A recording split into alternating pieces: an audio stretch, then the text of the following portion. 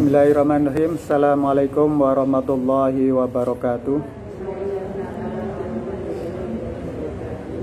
Alhamdulillahi rabbil alamin. Wabihi nasta'inu ala umuri dunya waddin. Wassalatu wassalamu ala asrafil anbiya'i wal mursalin wa ala alihi wa ashabi ajma'in, amma ba'du. Puji syukur kita panjatkan kehadirat Allah subhanahu wa ta'ala atas segala nikmat dan karunia-Nya. Hari ini kita melanjutkan kajian, pengajian, dan pembahasan yang terkait dengan hadis qudsi, firman Allah yang tidak tercantum dalam Al-Quran dalam pola pembinaan akhlak muslim. Hari ini kita akan membahas iman dan kedermawanan. Rasulullah Shallallahu Alaihi Wasallam bersabda dalam hadis qudsi, Bismillahirrahmanirrahim. Auhallahu ilayya kalimatin dakhalna fi uduni wa waqarna fi qalbi umirtu an la astaghfira liman mata musyrikan wa man a'ta fadla malihi fahuwa khairul lahu wa man amsaka fahuwa syarrul lahu wala yalumullahu ala kafafin. Rawahu Ibnu Jarir dari Qatadah. Jamaah yang berbahagia, hadis ini menjelaskan auhallahu ilayya kalimatin. Allah telah mewahyukan kepadaku beberapa kalimat yang langsung masuk ke dalam telingaku. Dakhalna fi uduni wa waqarna fi qalbi. Langsung masuk ke dalam telingaku dan terpatri dalam sanubariku. Umirtu an la astaghfira liman mata musyrikan. Aku diperintahkan untuk tidak boleh memohon ampunan bagi orang yang mati dalam keadaan musyrik. Wa man a'ta fadla malihi fahuwa khairul lahu. Dan barang siapa yang memberikan kelebihan hartanya, perbuatan itu merupakan kebajikan baginya. Wa man amsaka fahuwa syarrul lahu. Perbuatan itu merupakan kebajikan baginya, dan barang siapa yang kikir, waman amsaka, maka kekikiran itu membinasakan dirinya sendiri. Wala yalumullahu alal kafafin. Dan Allah tidak akan mencela orang yang kehidupannya hanya cukup memenuhi keperluannya. Ini hadis qudsi riwayat Ibnu Jarir dari Qatadah sebagai hadis mursal. Jamaah yang berbahagia, setelah menerima hadis qudsi tersebut di atas, selalu terngiang-ngiang di telinga Rasulullah SAW dan terpatri dalam kolbunya, tiada hilang dari ingatannya serta langsung mengamalkannya. Beliau sama sekali tidak mau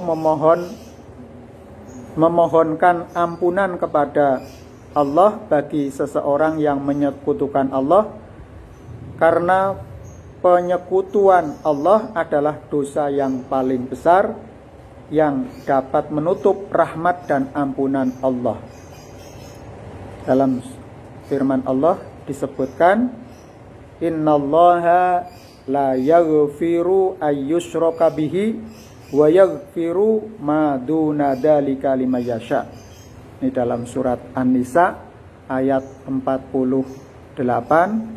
Allah berfirman bahwa sesungguhnya Allah tidak akan mengampuni dosa orang yang mensekutukannya, tetapi diampuninya dosa selain dari itu bagi siapa yang dikehendakinya. Jadi dosa yang tidak diampuni oleh Allah itu adalah dosa musyrik atau syirik. Demikian juga di dalam surat Luqman, kisah Luqman itu menasihati putra-putrinya. Wa idh qala Luqmanu libnihi wa huwa ya'iduhu ya bunayya la tusyrik billah inna syirka la dzulmun adzim.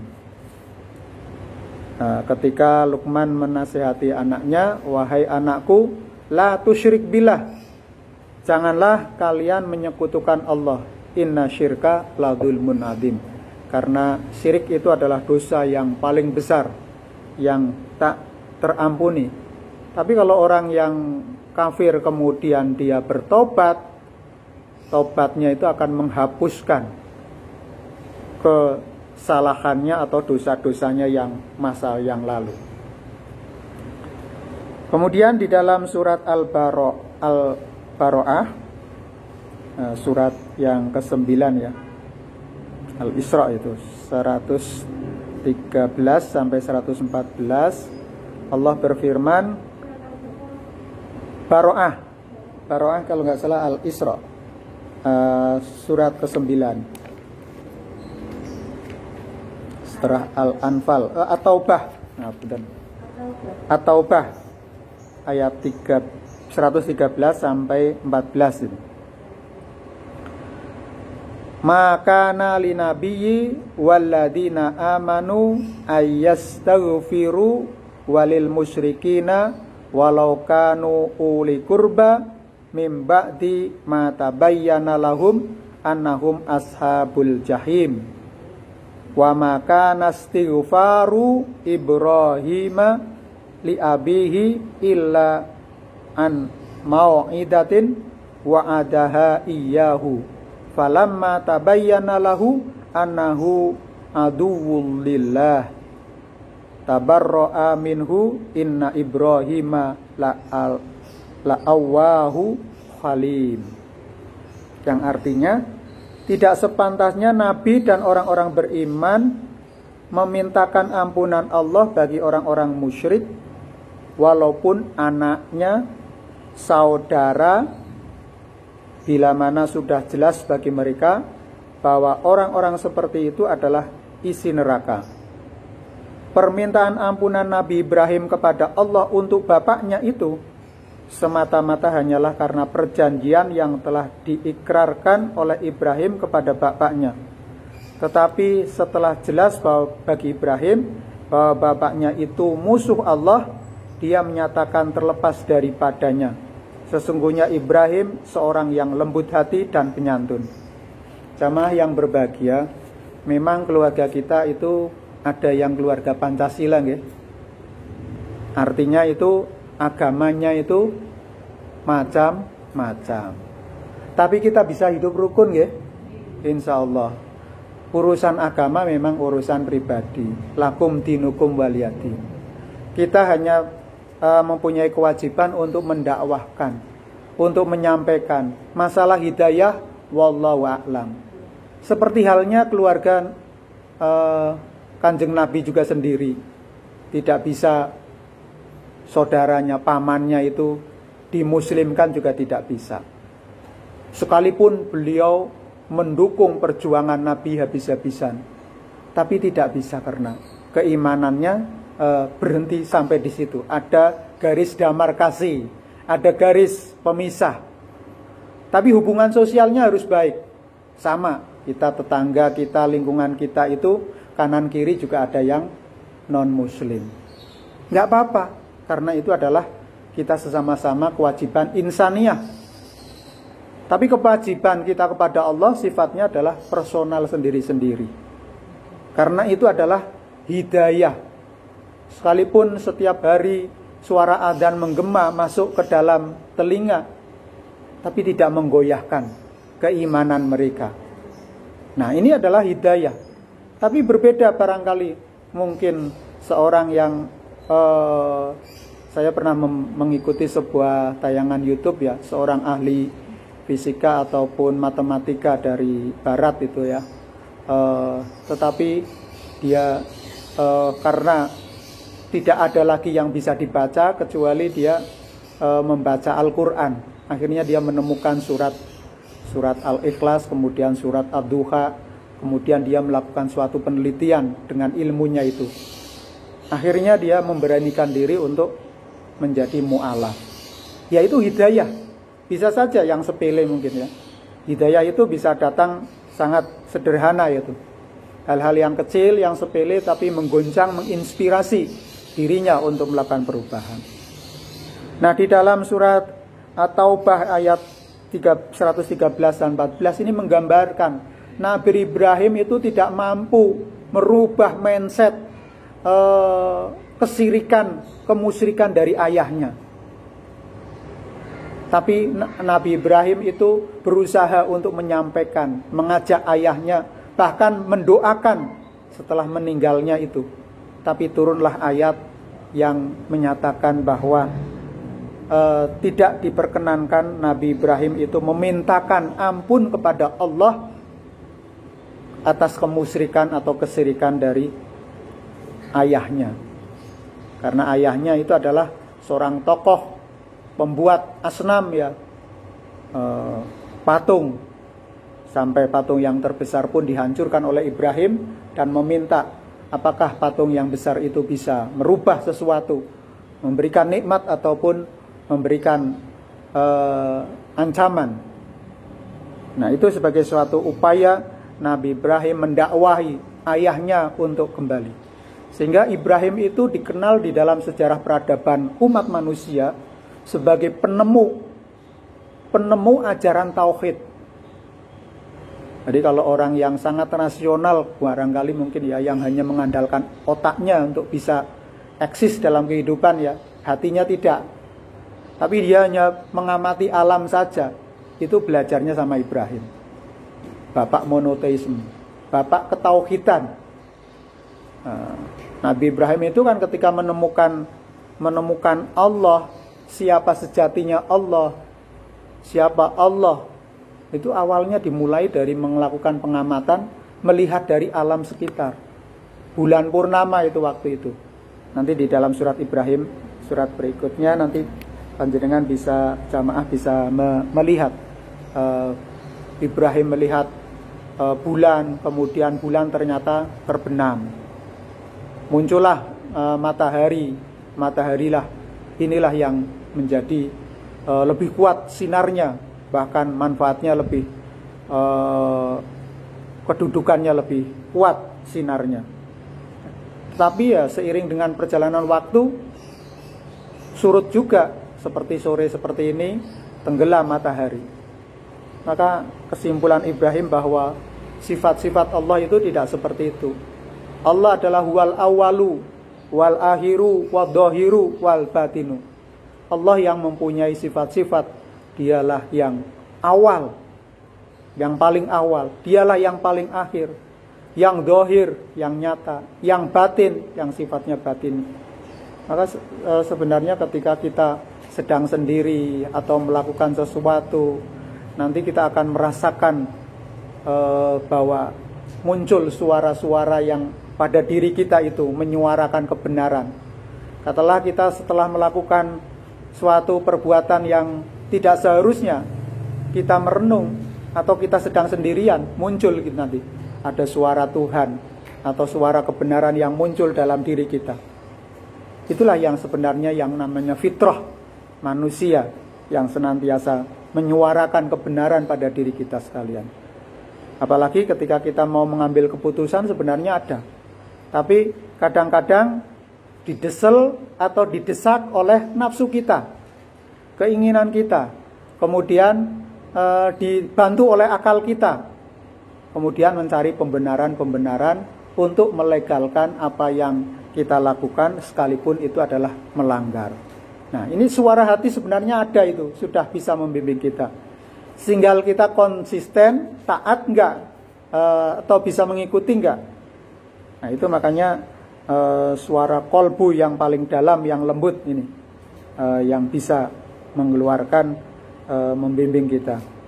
Kemudian di ayat 80 surat Taubah, ayat Allah juga berfirman, istaghfir lahum aw la tastaghfir lahum in tastaghfir lahum sab'ina marratan fala yaghfirallahu lahum dzalika bi annahum kafaru billahi wa rasulihi wallahu la yahdil qaumal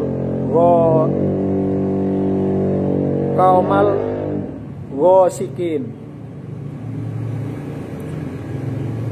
Istaghfir lahum, engkau memohonkan ampun bagi mereka atau tidak memohonkan adalah sama. Jadi memohonkan ampun atau tidak memohonkan ampun adalah sama.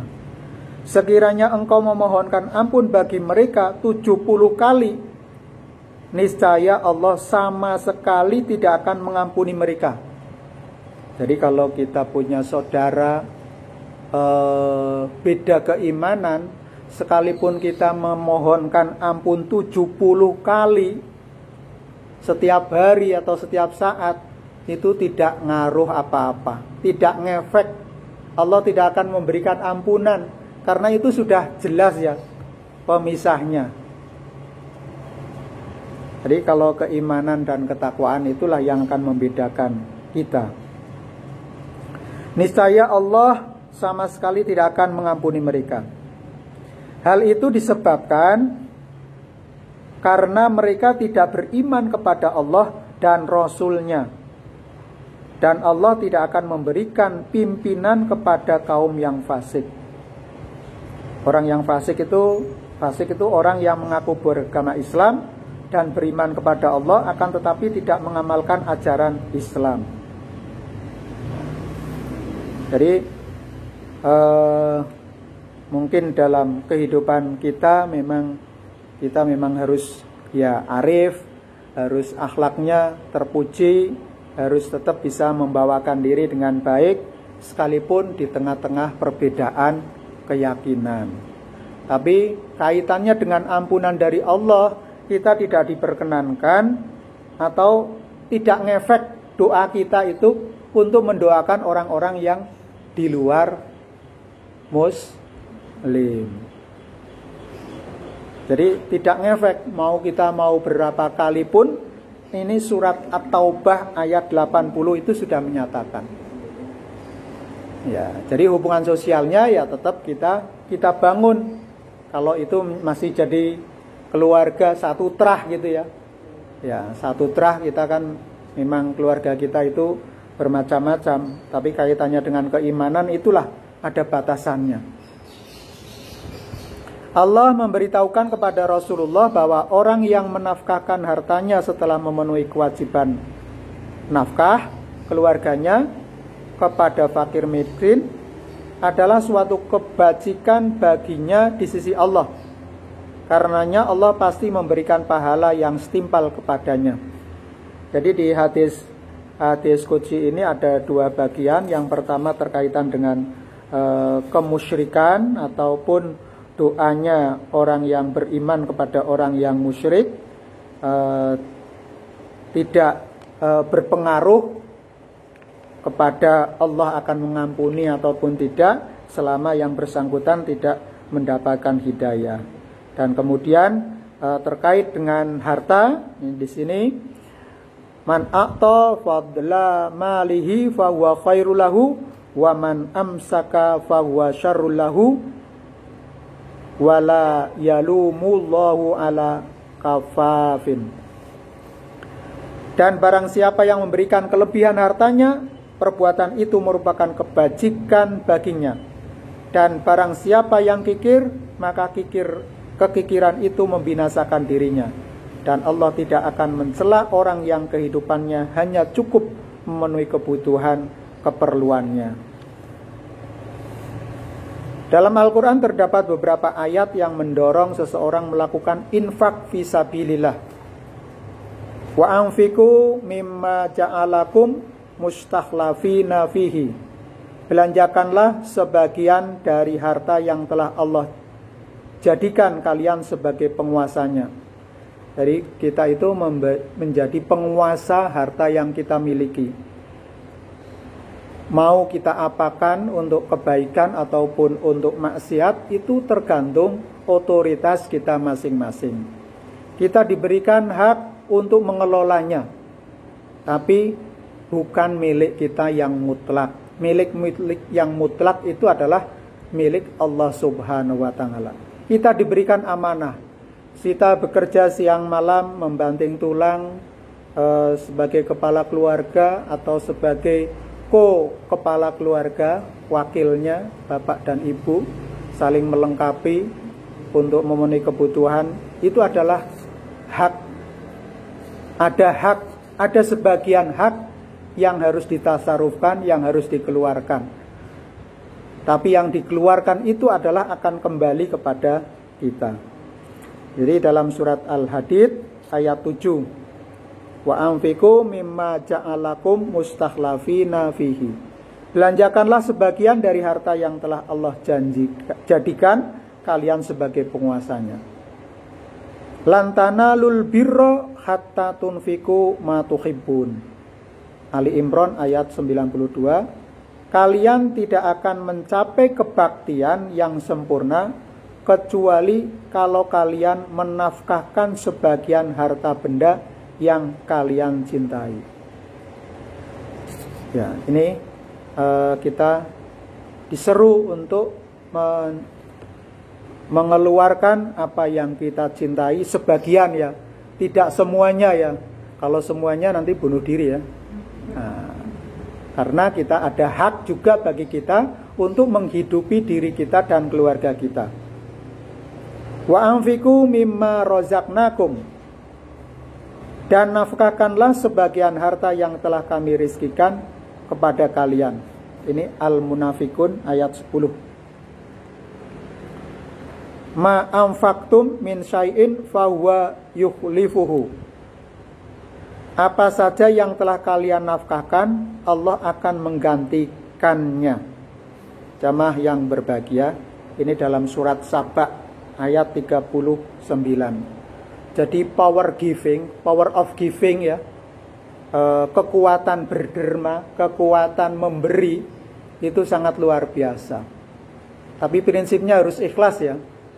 Kalau kita ngen-ngen, tapi coba aja, mungkin ya, jamaah mungkin pernah merasakan ya, begitu mengeluarkan itu ikhlas betul, tidak terpikir itu. Tapi tiba-tiba balasannya itu lebih besar dan cash langsung itu. Ataupun barangkali setelah sekian lama itu janji Allah itu betul-betul ditepati. Apa saja yang kalian nafkahkan, Allah akan menggantikannya. Baik itu yang tidak punya harta dengan tenaganya, yang tidak punya tenaga dengan hartanya, yang tidak punya harta, tenaga, tapi punya pengetahuan dengan pengetahuannya, yang tidak punya harta, tidak punya tenaga, tidak punya pengetahuan, tapi punya kekuasaan, dengan kekuasaannya membantu, mendermakan kepada orang lain, Allah juga akan menggantinya. Jadi di sini adalah power of giving sangat berpengaruh sekali. Jadi kedermawanan itu sangat akan kembali kepada diri kita sekalian. Fa amma man a'ta wattaqa wa saddaqa bil husna fasanu yassiruhu lil yusra. Adapun orang yang memberikan harta untuk kebajikan dan memelihara dirinya dari perbuatan maksiat serta membenarkan adanya kebaikan dunia akhirat, kami akan memudahkan orang tersebut menempuh jalan yang mudah. Ya, kalau di dalam salah satu ayat itu, ittaqillaha yaj'al lahu mahraja. Bertakwalah kepada Allah, Allah akan memberikan jalan keluar. Wa yarzuqhu min haitsu la yahtasib, dan Allah akan menganugerahkan kepada orang yang bertakwa itu rizki yang tanpa disangka-sangka. Jadi rizki itu tidak hanya dalam bentuk material yang bisa dilihat ya. Sedotan nafas yang kita lakukan ini tanpa perlu ada tabung gas oksigen yang saat ini harganya melambung karena COVID. Nah, ini kita gratis cuma-cuma. Mata kita bisa masih melihat, kita bisa merasakan, mengecap manis-manis, pahit-pahit, getir-getir yang ada di lidah kita, makanan yang masuk ke tenggorokan kita, itu adalah bentuk rizki yang Allah berikan kepada kita. Jadi kekuatan untuk memberi, apalagi di masa pandemi ini ya, alhamdulillah Joko Tonggo berjalan dengan baik, saling membantu, saling mensupport keluarga yang sedang isolasi mandiri. Ini adalah sangat bagus sekali. Ini sangat dicontohkan oleh Rasulullah. Apa yang kita bisa berikan, donasikan, ya kita donasikan. Baik itu yang terang-terangan maupun yang sembunyi-sembunyi, luar biasa. Tapi prinsipnya adalah tidak merugikan diri kita sendiri. Tapi sebaliknya, berbagi itu adalah akan memberikan kekayaan batin kepada kita dan akan kembali kepada kita. Allah akan mengganti yang setimpal bahkan lebih baik lagi. Jamaah rahimakumullah. Selanjutnya hadis qudsi tersebut memberikan tuntunan bahwa orang yang mampu membelanjakan dan menafkahkan kelebihan hartanya tapi tidak melakukannya, ia akan memperoleh hal yang tidak baik. Sebab perbuatan itu akan membawanya kepada kemurkaan Allah dan ancamannya. Hal ini dapat kita perhatikan dalam Al-Quran. Wala yahsabannalladzina yabkhaluna bima atahumullah min fadlihi wa huwa khairul lahum bal huwa syarrul lahum sayutawwaquna ma bakhilu bihi yaumal qiyamah. Dalam surat Ali Imran ayat 180, janganlah orang-orang kikir dengan harta yang telah dikaruniakan Allah kepada mereka mengira bahwa kekikiran itu menjadi kebajikan bagi mereka. Tidak, malahan menjadi keburukan bagi mereka. Kelak harta yang mereka kikirkan itu akan dibebankan pada lehernya di hari kiamat. Dari agama itu nasihat nih. Jadi jangan kita tersinggung, jangan kita marah kalau dibacakan ayat. Justru sebaliknya, kalau kita bacakan alat wajilat kulubuhum, kita tersentuh, tersentak, menjadi terinspirasi, menjadi kita terbuka wawasan dan pikirannya. Hati kita yang terkunci, kafir itu kan cover ya, cover itu menutup ya, yang menutup hati itu. Jadi orang kafir itu hatinya itu gelap, tertutup. Sinar cahaya Islam itu nurullah la yuhdalil asi. Sinar Allah, cahaya Allah itu tidak diberikan kepada orang yang berbuat maksiat. Orang yang kafir tercover hatinya, tertutup hatinya dari sinar dari hidayah Allah itu, menjadi mereka tertutup. Nah, hidayah itulah membuka, menjadi terbuka, tersingkap. Nah, demikian juga kekikiran yang dilakukan oleh seseorang terhadap hartanya dan tidak mendermakan ataupun mentasarufkan sebagian yang dimiliki kepada yang berhak, itu akan memberikan keburukan bagi dirinya.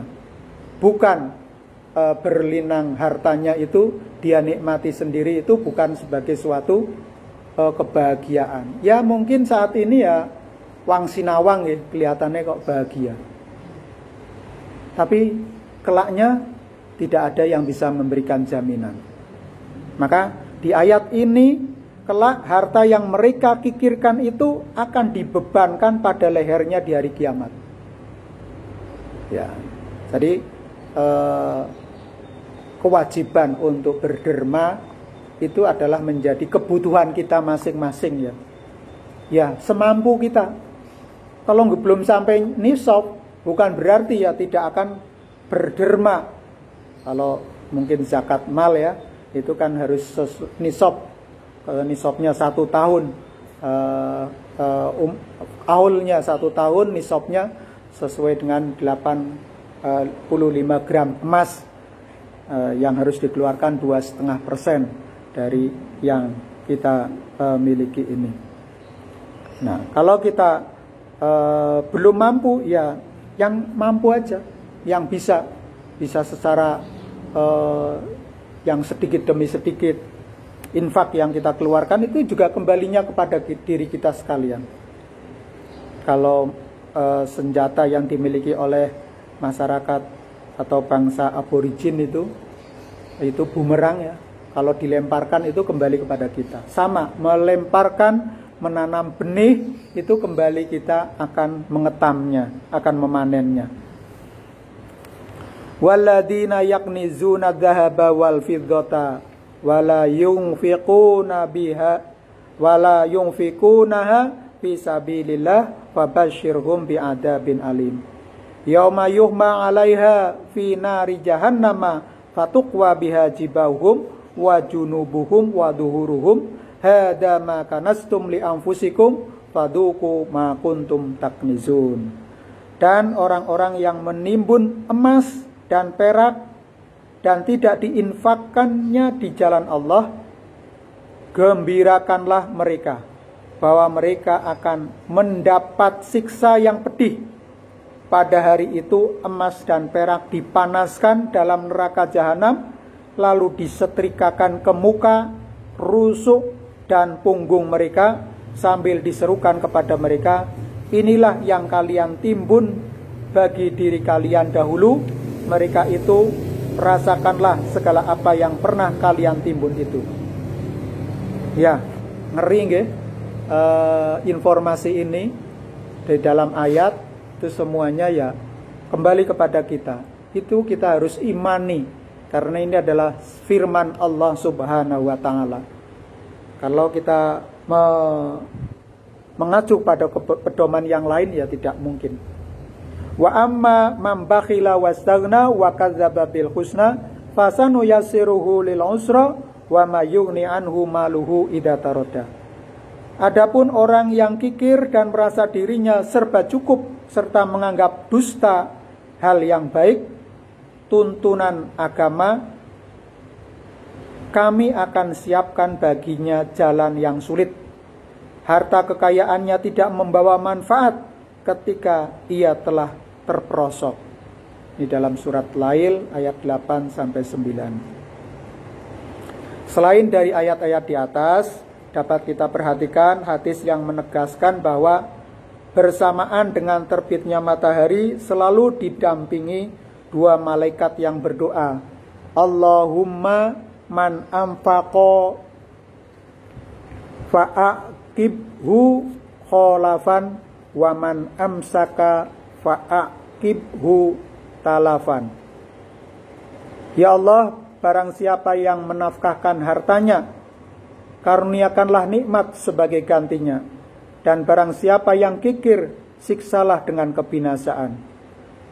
Jamaah yang berbahagia, hadis qudsi di atas menegaskan bahwa Allah Subhanahu wa ta'ala tidak mencela atau menganggap dosa orang yang tidak bersedekah karena tidak mempunyai kelebihan harta yang hanya cukup untuk menutupi hajat, belanja dan keperluan sehari-hari.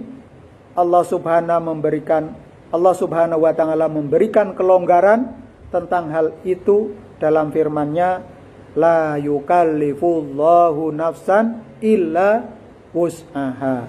Allah tidak membebani seseorang melainkan sesuai dengan kesanggupannya. Jadi tadi ditekankan untuk kita berderma tetapi apabila tidak mampu, Allah pun tidak mencela.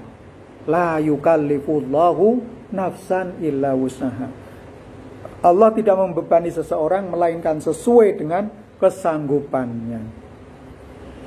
Sehubungan dengan hadis qudsi tersebut di atas, terdapat pula hadis yang hampir serupa dengannya menurut riwayat Baihaqi yang bersumber dari Abu Umamah. Ini hadis penutup pertemuan kita. Saya bacakan. Ya bana Adama, intab dulil fadla fahuwa khairul laka, wa in tumsikhu fahuwa sarrul laka, wala tulamu alal kafafi wabda biman ta'ulu wal yaddul ulya khairu min yaddis sufla. Ini biasanya terkenal dengan ungkapan al-yaddul ulya khairu min yaddil sufla. Wahai anak Adam, jika engkau mendermakan kebaikan, kelebihan hartamu, maka kebaikanlah bagimu. Tetapi sekiranya engkau mengepalkan tanganmu karena kikir, maka keburukanlah bagimu. Engkau tidak dicela atas kecukupan yang ada, tidak berlebihan, tapi qanaah, cukup dengan apa yang ada. Dan mulailah dengan orang yang engkau tanggung dengan memberikan nafkah belanja seadanya, dan tangan sebelah atas lebih baik dari tangan yang meminta. Inilah pembahasan kita tentang keimanan dan kedermawanan. Jadi etos kedermawanan, etos filantropi, etos power of giving, mari kita semarakkan, kita upayakan di lingkungan kita sekalian. Mungkin kita latihan dari yang kecil-kecil dulu. Hari ini kita sudah berlatih untuk berbagi snack, minum, dan makan. Ini adalah bentuk power of sedekah. Insya Allah yang kita keluarkan tidak akan rugi, akan kembali lagi.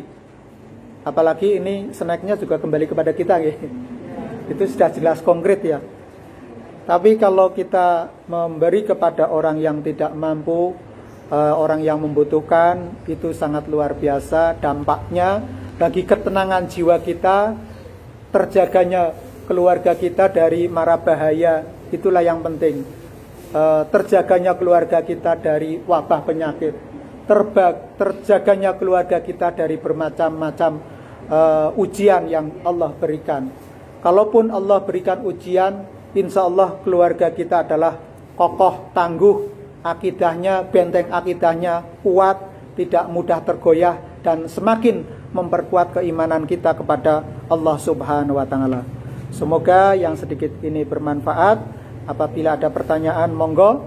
Dan saya akhiri, wabillahi taufiq wal hidayah. Wassalamualaikum warahmatullahi wabarakatuh. Kalau ada pertanyaan